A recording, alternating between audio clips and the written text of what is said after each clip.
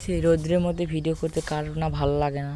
আমার তো ভালো লাগছে না, কিন্তু করতে তো হবে ভিডিও, আপনাদের দেখাতে হবে না?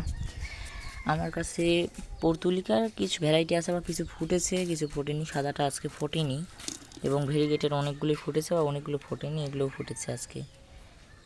ভালো দেখা যাচ্ছে নাকি? অনেক সুন্দর রঙ। রেন লিলি এটা কালকে ফুটেছিল, এই জন্য এইরকম হয়ে গিয়েছে।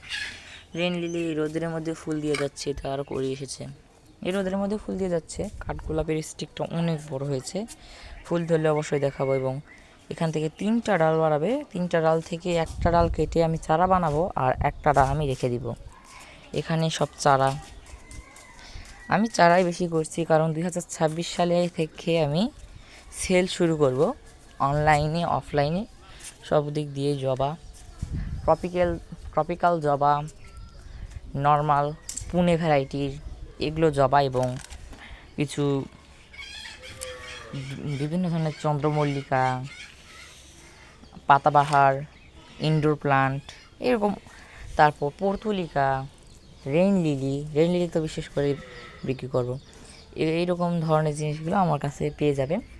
তো 2026 সালে এইরকম জিনিসগুলো আমি সেল করতে শুরু করব। আপনারা যাদের যাদের দরকার হবে অবশ্যই আমাকে আমার ভিডিওতে কমেন্ট করবেন। বাই।